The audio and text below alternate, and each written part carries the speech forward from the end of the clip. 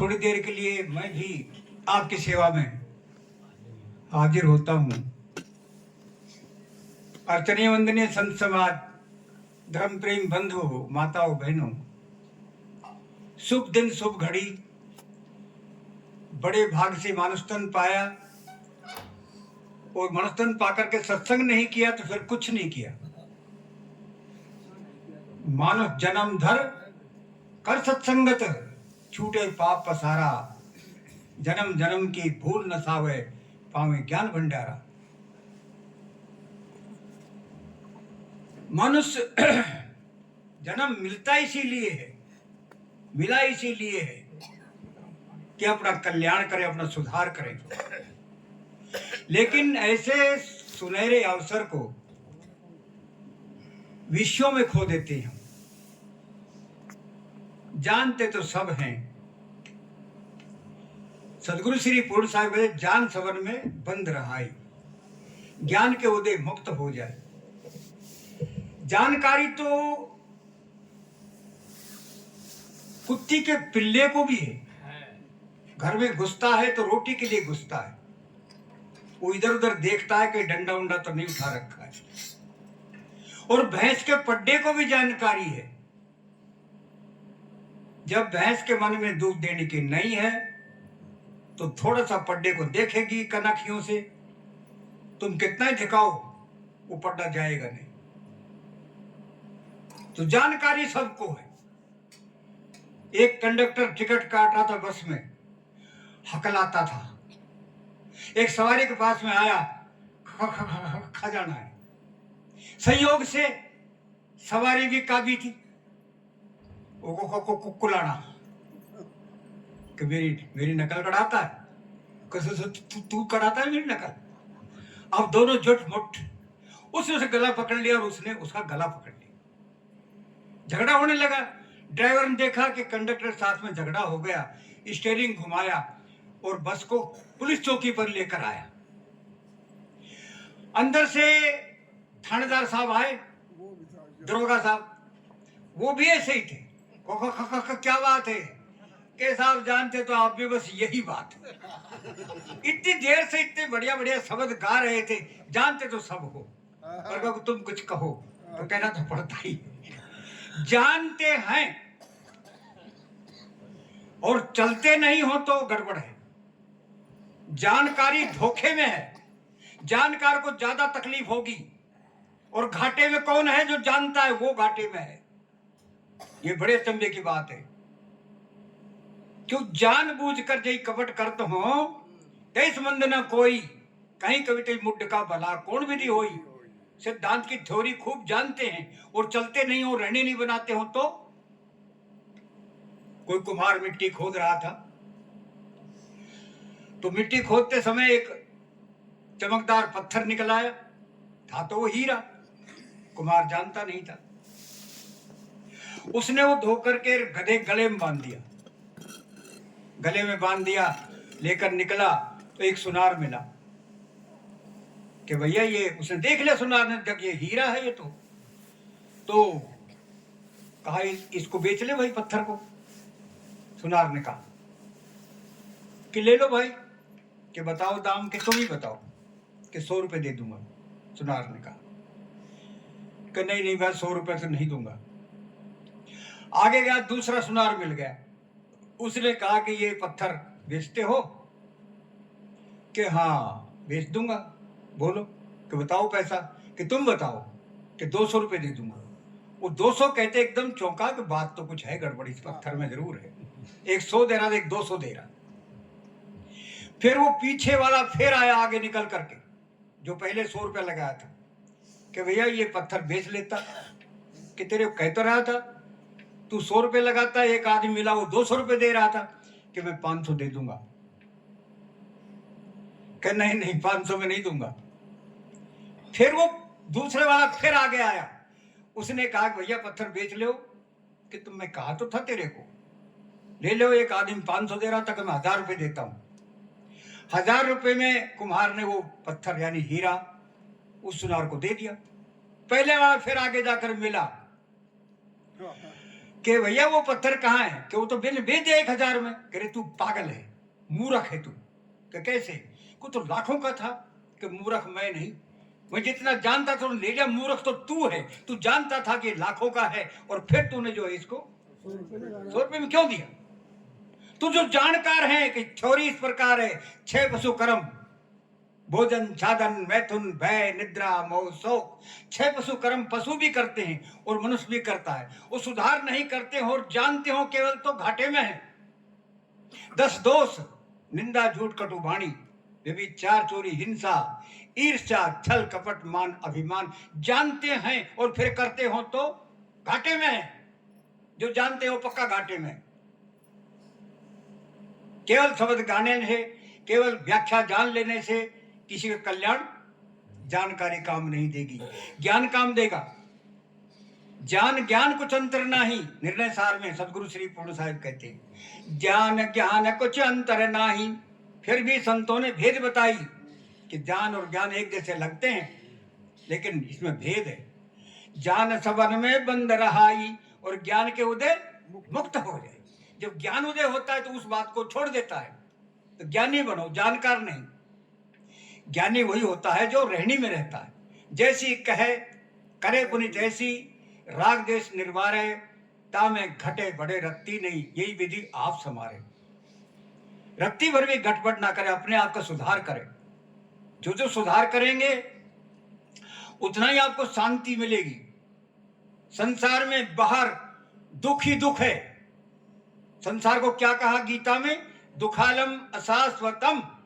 संसार क्षणभंगुर है और दुखों से भरा पड़ा है। शाश्वत नहीं है, अशाश्वत है।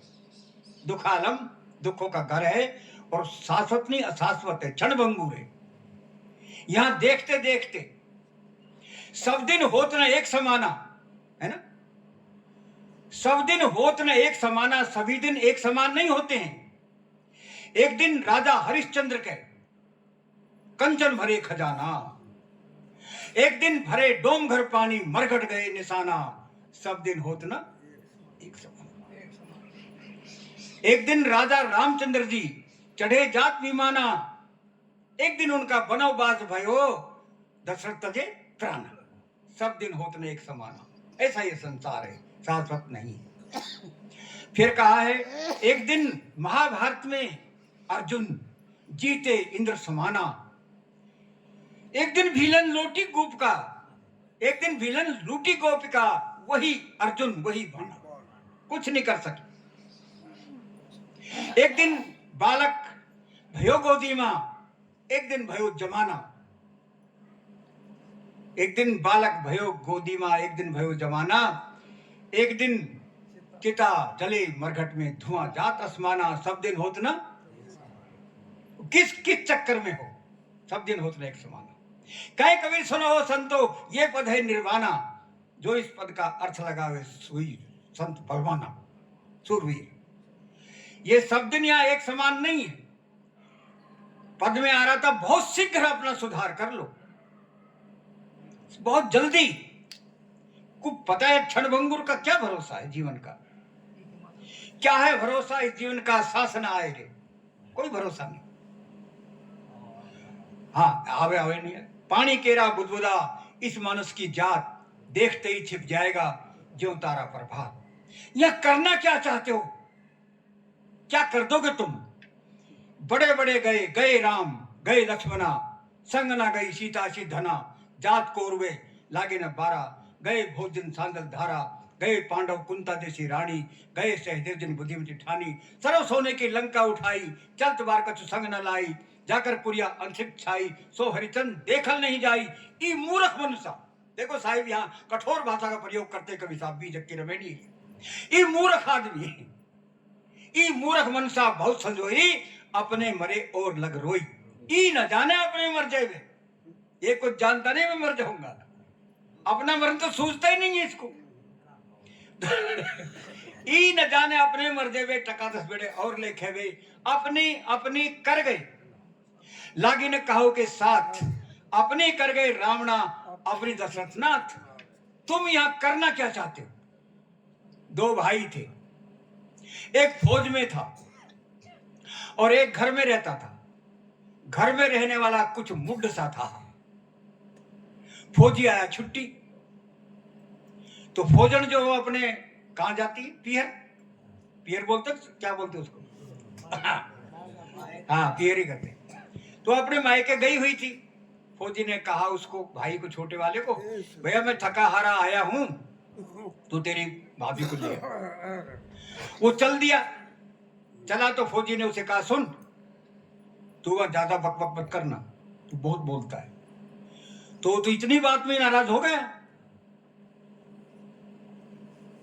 कि मैं क्या बकबक करता हूं, मैं कुछ कहूंगा ही नहीं, मैं या तो हाँ कहूंगा या ना। चला गया वो। तो जाकर बैठा, सासू जी आई, सिर पर हाथ धरे, बेटा आ गए हो? कि हाँ। कि सब राजी के ना? कि क्या बात, थारो भाई फौज में तो गड़बड़ हो गई के? कि हाँ। वो तो सब रोने लगे। अब क्या, अब रोने लगे तो मोहल्ले वाले आए, क्या बात हो गई? कि क्या करें बटे, वो फौज में था और डेथ हो गई, मृत्यु हो गई, अब बेटी रांड हो गई, क्या करें? कि कौन कहता कि ये बैठा ना, कि क्यों गई? कहा वो हाँ ना, ज्यादा कुछ कहना। एक बार हाँ एक बार ना। अब रो रे के करके वो चलने, वो सोचा कि भाई अब भाभी तो रांड हो गई, इसको लेकर क्या लेकर जाऊंगा, चल। वो चुपचाप उठ कर आ गया, उनको बताया भी नहीं कि मैं जा रहा हूं। घर में आया तो फौजी ने कहा, तू लाया नहीं तेरी भाभी को? बोलो कहां से लाता, वो तो रांड हुई बैठी। चले मूर्ख, जब मैं जिंदा हूं तो रांड कैसे हो गई? बोलो रांड दे, बस रांड दे, जो भुआ रांड हुई, जो एंडे ही बैठे हो। तूने कर क्या दिया? तुम यहाँ करना क्या चाहते हो? हा? क्यों नहीं झंझट से छूटते हो? क्यों नहीं प्रयास करते हो? क्या कर दोगे यहाँ? क्या तोप चला दोगे? कुछ नहीं चारा चलेगा। तुम बैठे बैठे देखोगे और तुम्हारे सामने सब अच्छी बुरी घटनाएं घटेंगी। जो घटनाएं अवश्य घटेंगी, दो ही प्रकार की। उनको तुम कैसे लेते हो ये तुम्हारे ऊपर डिपेंड करता है। कैसे लेते हो? घटना को गंभीर बना सकते हो और घटना को छोटी भी कर सकते हो, उसी घटना को, बड़ी से बड़ी घटना को। तो ये संसार है, क्षणभंगुर है, दुखों से भरा पड़ा है। चारों तरफ दृष्टि डालकर देखो, दुख ही दुख है संसार में। सदगुरु श्री विशाल साहब ने कहा है कि तुम हालचाल जानना चाहते हो दूसरे मित्रों का, प्राणियों का, जानी जनाय देखे सुने। अपना हाल बताना चाहते हो, ठीक हो? कि हाँ ठीक हूं, तुम भी ठीक हो? ठीक। ऐसा सदगुरु विशाल साहब कहते। जानी जनाय देखे सुने, सब मित्रन दिल हाल, हानि लाभ इसमें कहा, जो ते कारण बेहाल। क्या आपको हानि और क्या आपको लाभ है जिसके लिए तुम हाल बेहाल हो रहे हो? ये संसार हेतु न मिलने में कोई, ये वैराग्यवान के लक्षण है। मिलने में कोई फायदा नहीं है, ऐसा वैराग्य है। कोई फायदा नहीं मिलने में, हेतु न मिलने में कोई। ये सदगुरु विशाल साहब कहते हैं नीति शतक में। हेतु न मिलने में कोई, जहां लग जग को साथ, प्राणी मात्र के मिलत ही राग द्वेष दुख हाथ। प्राणी मिलेगा या तो राग बनेगा या द्वेष बनेगा। ये सिमटिए, अपने भीतर जाइए। जितना समय आप भीतर जाएंगे, बहिर्मुख वृत्ति का त्याग करके तभी अंतर्मुख वृत्ति हो सकती है। अगर बहिर्मुखता का त्याग नहीं होता है तो अंतर्मुख वृत्ति नहीं होगी। दोष दृष्टि जब ही भई, जब उपजो वैराग, गुरु कृपा जा पर भई, ते पावे बड़ भाग। जब ये संसार में दोष दिखाई देने लगेगा, दुख दिखाई देने लगेगा, दुख दिखाई देगा, तब श्रद्धा होगी। वो श्रद्धा होगी, फिर विवेक होगा, मुमुक्षुता होगी और फिर जिज्ञासा होगी। और दुख ही नहीं नजर आ रहा है संसार में। दुख को ही सुख मानते हैं, झूठे सुख को सुख कहें। ये संसार के सुख झूठे हैं और अलप हैं। साहिब ने कहा, अलप सुख दुख आदि बनता, मन भुलान मैगर में मनता। झूठे सुख को सुख कहें, मानत है मन मोद। ये जगत चबेना काल का, कुछ मुख में कुछ को। संसार काल का चबीना है। कुछ उसने मुख में ले रखा है, कुछ गोद में ले रखा है, कुछ मुट्ठी में ले रखा है। तो इस प्रकार से संसार दिन रात चला जाता है और संसारी आदमी इन दुखों को ही सुख मान रहा है, झूठे सुखों को। दुख से भरा पड़ा ये संसार है, उसी में सारा संसार मगन है। बहुत दुख दुख की खानी, बहुत दुख से भरी पड़ी है खानियों में, बहुत दुख है। और एक पद में ये भी कह रहे थे साखी में कि वो आपने बोली थी साखी, नैन भरोगे रोए हो रमैया राम, कि जब दूसरी खाने में जाओगे यहां से ये शरीर छोड़ करके, तब बहुत दुख होगा। खानियों में बड़ा भारी दुख है, मानव जन्म में तो कुछ फिर भी, लेकिन त्रिखाने के अंदर और भी अति दुख है। जरा दृष्टि डालकर देखो, पर दृष्टि खोलो, जगह जगह दुख ही दुख भरा पड़ा है। शांति तुम्हारे भीतर है। जिस परम तत्व को खोजते फिरते हैं वो भी अपने भीतर है, वो बाहर किसी ने नहीं कहा है। बाहर कहने वाले महाझूठ है। सदगुरु श्री कबीर साहब कस्तूरी कुंडल बसे का प्रमाण देते हैं। कस्तूरी कुंडल बसे मृग ढूंढे वन माए, ऐसे घट घट राम है दुनिया जानती। इस राम को दुनिया जानती नहीं। तो दुखों से भरे पड़े संसार में बहुत दुख दुख की खानी, तब बचियो जब राम ही जानी। देखो यहां पर साहिब कहते हैं राम को जान जाओगे तो दुखों से बच सकते हो, और राम को नहीं जानते हो तो दुखों से बच नहीं सकते हो। एक महात्मा जी के पास में सोने का डमरू था, वो रोज बजाया करते थे। किसी लोभी आदमी ने, किसी मजदूर ने देख लिया महात्मा के पास में सोने का डमरू है, अगर ये डमरू चुरा ले चेला बन करके तो जिंदगी आराम से कटेगी। संसार की दृष्टि यही होती है, और क्या। वो आया, मजदूर था, महात्मा के पास में आकर बैठा, प्रणाम किया, दंडवत किया कि महाराज चेला बनाओ। महात्मा ने देखा कि हाँ चेला बनने वाला महात्मा कोई कम थोड़ी होते, जो चालाक ही नहीं वो काय का महात्मा। महात्मा बड़े तीव्र बुद्धि के होते हैं, पार किशन तीव्र वैरागी है? और बुद्धूसाई हो तो काय का महात्मा, मुझे पता ही नहीं चेला कैसा है। महात्मा को पता होता था ऐसा चेला काय को बनाता। संतोष साहिब लोगों को मेरे ऊपर कह रहे थे।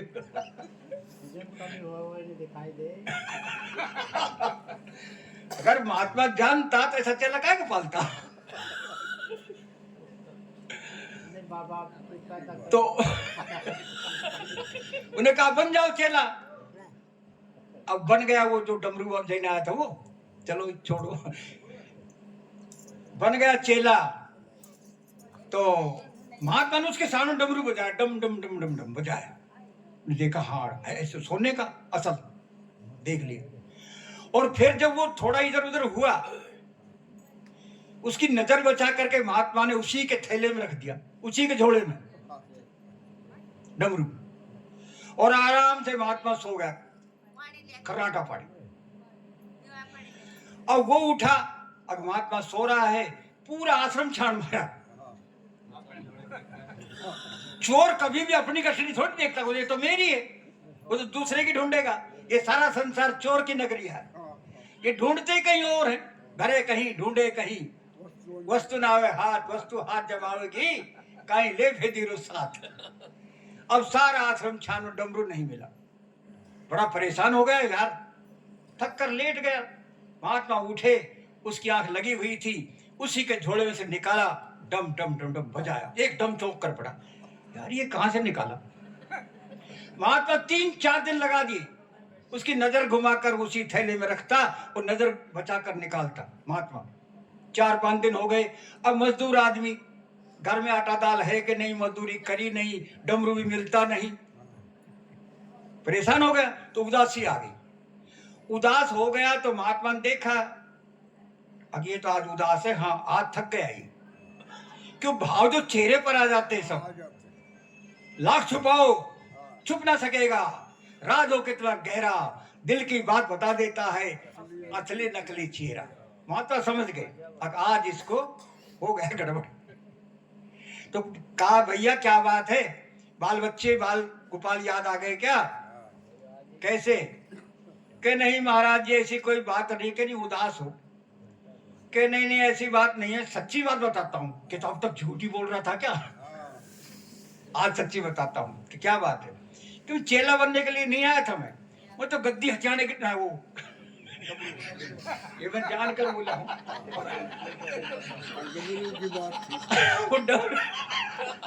आप लोग थोड़ा हंस लेंगे और तो क्या, मैं तो गद्दी हथियाने के लिए नहीं हूँ, डमरू के लिए आया हूँ। महात्मा जी को नहीं पता गद्दी के लिए आया है। वो संकेत भी किया था, कईयों ने संकेत भी दिया था, एक दो ने कि डाला रोकने के लिए आया, कल पीन यही गले की। लेकिन नहीं समझ में आया, वो तो उनका प्रारब्ध ऐसा ही है। डमरू लेने के लिए नहीं आया था महाराज में। कि तो कैसे? कि बस अब डमरू भी नहीं चाहिए, तुम तो ये बताओ उसको रखते कहाँ हो? कि भैया तेरे थैले में, तेरे थैले। तो थैला रूपी काया में वो वस्तु है। 5 तत्व के भीतरे गुप्त वस्तु स्थान, बिरला मरम कोई पाइए सदगुरु वचन प्रमाण। इस 5 तत्व के भीतरे गुप्त वस्तु स्थान पारक अपना स्वरूप चैतन्य अमर अविनाशी इसी के भीतर है, जिसको हम बाहर तलाशते हैं। जो तिलमाही तेल है, जो चकमक में आग, तेरा साईं तुझ में जाग सके तो। लेकिन अब बाहर का परमात्मा दादा परदादा बूढ़ी माँ ये सब बताते बताते चले गए। परमात्मा ऊपर है, परमात्मा ऊपर है, ऐसा कहते कहते चले गए। और वो हमारे बात पक्की बैठ गई। अब सब कहते थे बाहर परमात्मा आकाश में है, लेकिन ऐसा कुछ नहीं है। ये बाहर का परमात्मा निकलता नहीं है लोगों का। एक जाट था, वो शादी उसकी नहीं हुई तो करावा कर लिया किसी मेमनी से, मुसलमान से। करावा जानते ना, मेमनी उधर है मेरे पास में, चारों तरफ मेवी में बसते। तो करावा कर लिया। अब उसकी भाषा अलग थी, तो जमींदार ने सोचा कि इसको 1-2 साल बाहर का काम इससे नहीं कराऊंगा तो पता नहीं लगेगा। तो उसको 2 साल तक घर से बाहर नहीं जाने दिया मेवनी को, और घर बाहर का काम वही कर देता था। 2 साल बाद उसे कोई काम पड़ गया बाहर जाने का। 2 साल के बाद संयोगवश कोई बाल बच्चा भी नहीं हुआ। 2 साल में बाहर काम पड़ गया तो कहने लगा अब तू पानी वानी तू भर लेना, मुझे दूसरे गांव जाना है काम के लिए। कि ठीक है जाओ। वो चला गया तो मेवनी पीछे से पानी भरने के लिए पनघट पर गई। वहां और जमींदारनी जाटनी पानी भर रही थी, हिंदवानी। और तुम ये बात बहुत चलती है, री फलान की बहू तेरी शादी को 2 साल हो गए, कोई बाल बच्चा नहीं हुआ क्या? ये तो हिंदवानी की भाषा है। वो थी मेवनी। उसने कहा ई का हमारे बस की बात, हाँ इस अल्लाह की थी ना, उद्योग तो होंगे नहीं, कहां से होऊंगा। अब ये सुनते एकदम चौंकी हिंदवानी। अरे अल्लाह का नाम लेते कौन जातो भाई? कि मेवनी और कहा हूं। अब सारे गांव में अल्लाह मच गया, मेवनी ले आया, मेवनी ले आया, मेवनी से कराव कर लिया। वो जब आया गांव से लोग कहने लगे यार तेरे को जात जमात की स्त्री नहीं मिली, मेवनी शादी कर ला है। कौन कहता है? कोई तेरे घर में अल्लाह का नाम लेती हो तो अल्लाह खुदा राम भगवान तो कहती नहीं, और बच्चों को भी अल्लाह की देन बताती है। वो आया घर में बैठा कर उसे समझाने लगा कि देख हिंदू घर में तू आ गई, अब तू ये अल्लाह फल्लाह का नाम छोड़ और राम राम भगवान भगवान कहा कर। तो पता है क्या कहा उसने? ये का हमारा बस की बात, हाँ बहुत दिन को धसो पड़ा है हमारा, कहा आगे निकले तो गया का बलवान। इनको बहुत दिनों का धसा पड़ा है, भगवान परमात्मा बाहर है, ये कैसे निकले मेवनी के अल्लाह की तरह? धसा पड़ा है, अनादि काल से भ्रम में पड़ते आ रहे हैं। और फिर एक कम एक करते हैं, जड़ चेतन को एक में लाते हैं। निर्णय करते भी नहीं है, पदार्थ 2 ही है, सजीव और निर्जीव, जड़ और चेतन कह सकते हो। ये हम चौथी तीसरी से पढ़ते आ रहे हैं। दो ही पदार्थ, तीसरा कोई पदार्थ नहीं है। ईश्वर ब्रह्म परमात्मा पार ब्रह्म जो कोई, वो निर्जीव है कि जीव है पंडित का ये सो है। माना हुआ भगवान जीव का है कि निर्जीव का है? तो निर्जीव से तो कुछ होता नहीं, लेकिन ये इन बात को मानते नहीं। इनका वो पंडित वाला हाल है। एक पंडित जी आ रहे थे, एक जमींदार हल लेकर आ गया, सामने पंडित जी मिल गए, एक राम राम पंडित जी, ये राम राम भैया, कि पंडित जी बताओ मेरे दिनमान कैसे चल रहे हैं? कि दिनमान तो सही है तेरे, पंडित तो अपनी करेंगे ना सब बात, लेकिन जो भी काम करना हो तो मेरे से पूछ कर करना, मेरे बगैर पूछे मत करना। ऐसा कहा जाट से पंडित जी कि ठीक है। तो बेटी शानी हो रही थी, भाई लड़के का रिश्ता विश्ता करना है, ब्याह शादी करनी, तो पंडित से पूछना पड़ेगा। तो फिर पंडित जी के पास में आया कि पंडित जी मेरी लड़की शानी हो गई, तो उसका रिश्ता करना, बताइए। कि जेठ के अंदर आती है निर्जला गैस, आती है ना, निर्जला गैस कर लेना। कि ठीक। फिर 2 दिन बाद सोचा निर्जला गैस तो हो गया, लेकिन बारात आएगी तो भोजन क्या बनाऊंगा? पंडित से पूछे बगैर वो कोई काम करता ही नहीं था। फिर कहा कि पंडित जी भोजन क्या बनाऊं? कि तू दाल मांडा चावल वावल पहले बनते थे, ऐसा कर देना, गरीब आदमी था, ऐसा देख कर पंडित जी ने बता दिया कि दाल चावल और ये कर देना। कि ठीक। अब निर्जला गैस जब आई तो सुबह से ही चावल उबलना शुरू हुआ। पहले के हालात तो देखे होंगे आपने, किसी बड़े बुढ़ों, तो आजकल तो सिस्टम ही अलग है। तो अब पहले वो बिछाते थे खरड़ नीचे और चावल उबाल उबाल कर उसमें डालते थे, और वो आगे पल्ला तान देते थे, एक हुक्का भर के बैठ जाता था, कुट्ठारी है। तो ले गए छान भर के चावलों की और भीतर ढेर लगाया। वो हुक्का वाला जो है चिलम भरने को चला गया, एक बिल्ली आई अंदर कुठार में घुसी और चावलों पर बिगाड़ कर दिया। अब बिल्ली भाग गई निकल करके। अब उसने देखा कोठारी ने, ये तो गड़बड़ कर गई। तो भीतर आया, अरे यार तो अपने राजेंद्र जैसे और एक दो क्या बात होगी? कि यार देखा नहीं ये बिल्ली बिगाड़ कर गई।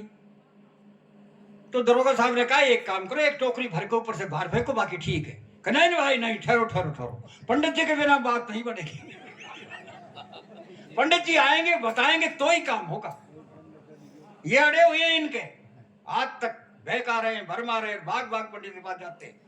कितना ही सत्संग सुनो फिर भी पंडित के पास जाएंगे और नाम निकलवाएंगे, क्वा पूजन पूछेंगे, कब ये करें कब वो करें, ऐसा सब पंडित से कराते। अब जो है वो बोला भाई पंडित जी के बिना नहीं भैया, टोकरी टाकरी भर के मत फेंकना, मैं जाता हूँ पंडित जी के पास। वो दोपहर में गया, बारात शाम को आनी थी, जेठ का महीना। भागा भागा पंडित जी के पास हो गया, आधा किलोमीटर के। पंडित जी लेट रहे थे अपने घर में आराम से। पंडित जल्दी खड़ा हो।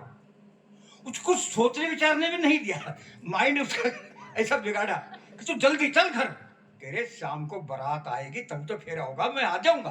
कि नहीं तू जल्दी चल, पहले वहां देख क्या हो गया। अब बताता नहीं क्या हो गया, कि क्या हो गया, कि तू चल के देख।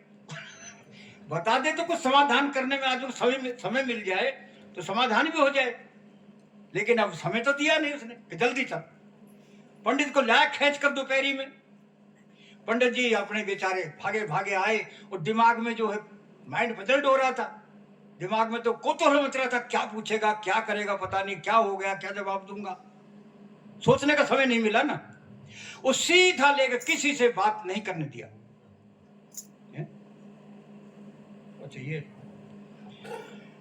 किसी से बात नहीं करने दिया पंडित को, सीधा कुठार में ले गया। देख अब बता क्या करें। पंडित जी के दिमाग में कुछ आया नहीं।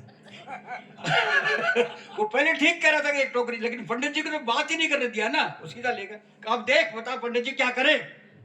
अब पंडित जी हक्का बक्का करेंगे। तो पंडित जी ने सोचा पीछा छुटाना तो है ही। अरे लाल भुजक्कड़ जाने गयो और न जाने कोई, गद मद सारा वे कर दो राम करे सो। ये इनका हाल है। इनको ये नहीं पता भगवान जिंदा है भगवान मुर्दा है, तुम क्या गद मद कर रहे हो। कुछ ज्ञान नहीं लोगों को, यूं ही बस। और ज्ञानी बनते बड़े वो लोग न्यू बता, कुछ लेना देना नहीं। गद मद सारा में कर दो राम करे सो, ये इनकी हालात। करा दे सत्यानाश। ऐसा पंडित का ज्ञान है, ऐसे पंडितों ने भरमाया है, बहकाया है लोगों को, बहुत बहुत देवी देवता के नाम पर बड़ा बड़ा भरमाया है, जाने क्या क्या बना रख करके, और यह ऐसा सत्यानाश किया है जीवों का, इतना हाल खराब किया है कि आज भी इस बातों से नहीं छूट रही।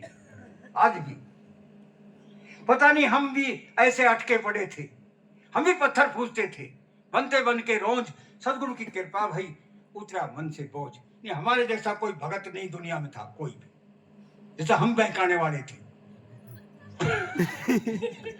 हाँ, अमर सेवानाथ को कम थोड़ी, किसी के बाप से कम नहीं, कोई माई का लाल उसमें भी हमारे आगे नहीं था, और आज भी सत्संग में आए तो कोई आ जाए मैदान में, उस समय भी नहीं चारों तरफ। लेकिन क्या कहें अब हमारी तो सेवानाथ जी कहते थे कि एक चक्कर और पड़ गया, मगर हाँ एक तो पड़ तो रहा है वो। जब पूछते महाराज जी कौन सी जात से, बोलते हमारा कहते, जब सब पीछा धर 40 घरे याद वो के रामबा झूपड़ी में, महाराज बहुत जोर को, महाराज बहुत जोर को, मैं वीर हीर भी, लेकिन बैठे को नान के नीचे जाति की वजह से नू दूर से महाराज राम राम राम राम भाई बैठेंगे नहीं सुनने के लिए, ये हालात है। तो अब क्या कहें कि मोर नाचे, लेकिन पैरों की तरफ देखे तो हम रोते, कहां जन्म लिया, कहां जन्म लिया। लेकिन साहिब कहा करते थे, गुरुजी हमारे धर्म साहिब जी कहते थे कि हम नीची जाति में पैदा हो गए, ये हमारा कसूर भी नहीं है और हमारे बस की बात भी नहीं है, लेकिन एक बात हम करेंगे कि हम कर्म ऊंचा करेंगे, कर्म नीचा नहीं करेंगे। तो कर्म का सुधार करो, उच्च कर्म करो, उच्च विचार रखो, खूब पढ़ो लिखो, आगे बढ़ो, इसके बिना और कुछ भी चारा नहीं।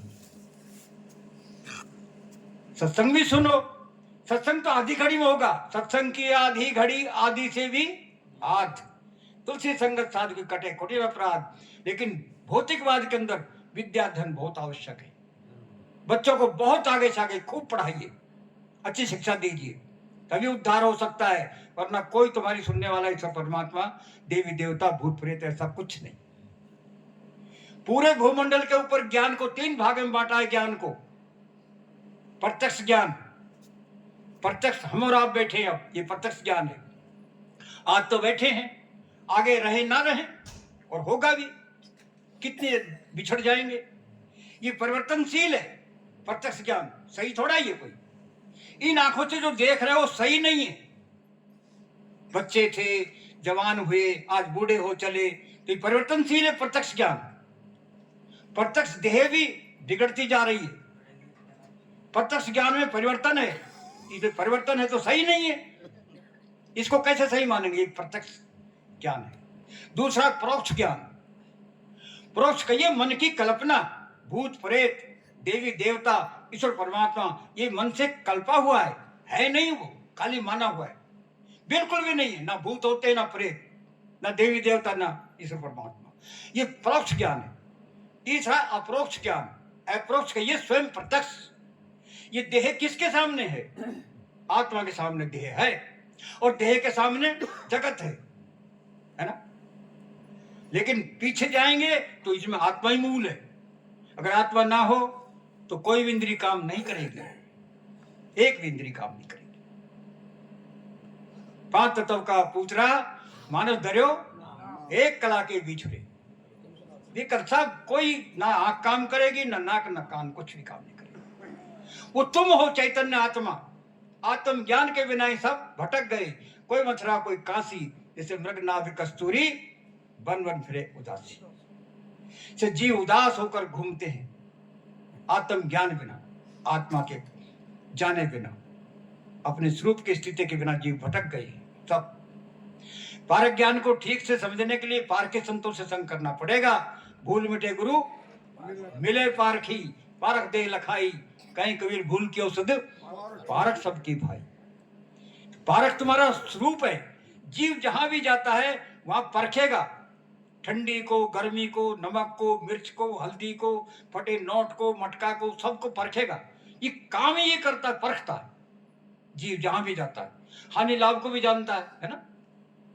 तो इसका रूप ही पारक है, जहां भी जाएगा वो परखेगा क्या खरा क्या खोटा। आत्मा जो आपने बताई, आत्मा का पड़ेगा तो जब बचेगा आत्मा परमात्मा, झूठ हटा जाएगा, आत्मा भी हटा दी, आत्मा में नहीं वो मतलब वो तो पर्याय है ना, पर्याय शब्द तो होते ना, पानी पानी कहो, जल कहो, वाटर कहो, आग कहो, पर्यायवाची शब्द है। नहीं वो जीव ठीक है, लेकिन आत्मा पर्याय शब्द है।